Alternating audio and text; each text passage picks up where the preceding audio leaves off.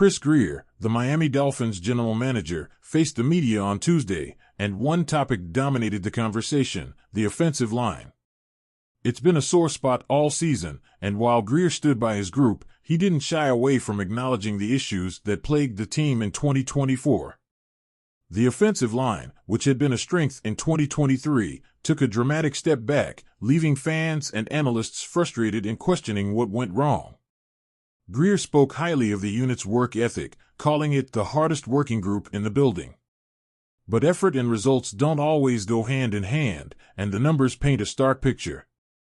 In 2023, the Dolphins boasted the league's best rushing attack, averaging a stunning 5.1 yards per carry.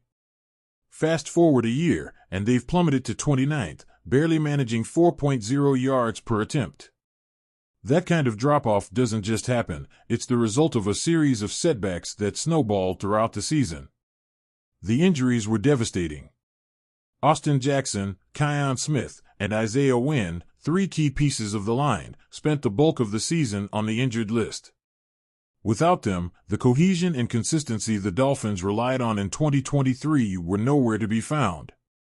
Grier didn't mince words when he said, "Through week 9 or 10 we were still up there running the ball, moving, playing well. Jackson was a huge loss for us. Once he went down, it was like a slow bleed out." It wasn't just Jackson's absence, though. As the season dragged on, other linemen played through injuries, battered and bruised, and it showed on the field. Even when health wasn't a factor, some players struggled to hold their own.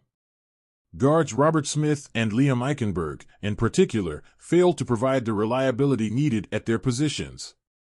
Meanwhile, veterans Taron Armstead and Kendall Lamb, both of whom have been cornerstones in the past, are clearly nearing the end of their careers. Their experience is invaluable, but age and wear have caught up to them. Retirement is no longer a distant possibility, it's an imminent reality for at least one, if not both. And yet, there are some building blocks to be optimistic about. Grier highlighted three players he believes can anchor the line moving forward: Austin Jackson, center Aaron Brewer, and rookie Patrick Paul, the team's 2024 second-round pick. Brewer has been a steady presence, and Paul showed potential in his debut season, though there's still a lot of room for growth. Jackson, when healthy, has proven to be a difference-maker. But that's the caveat, isn't it?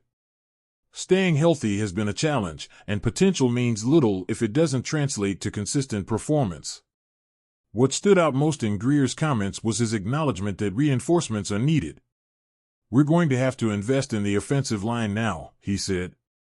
"We're just older there now. So yes, this is the time, like we did a few years ago, this is the time for us to invest in some offensive linemen." It's a candid admission, and one that raises questions about why this wasn't a priority sooner.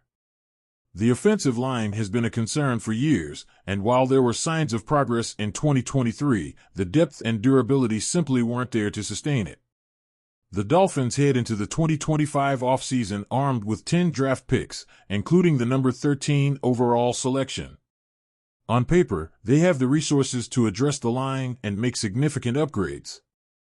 But drafting offensive linemen is notoriously tricky. For every success story, there are just as many misses.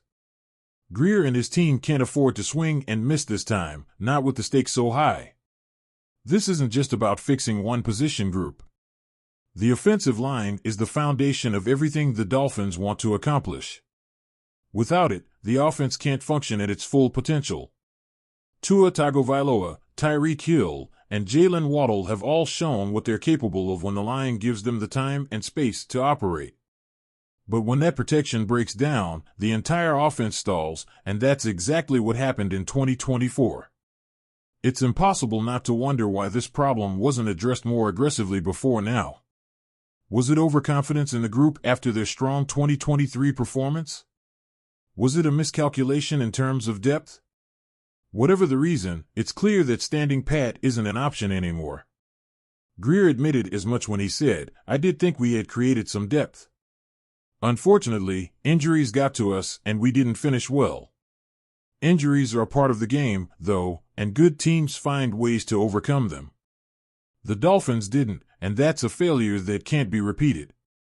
The clock is ticking for this team. Tua is entering a crucial phase of his career.